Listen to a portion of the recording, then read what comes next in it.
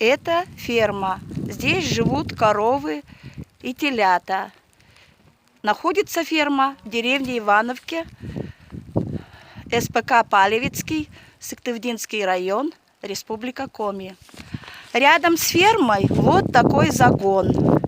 Здесь живут телята под открытым небом. Они все сырые, мерзнут,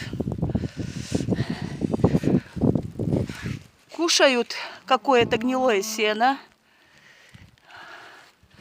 На улице сегодня пурга и метель. Минус 10 градусов.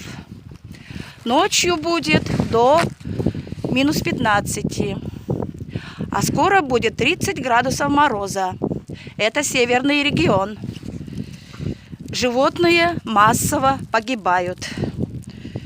У директора СПК и его команды, видимо, каменное сердце. Кто поможет этим телятам?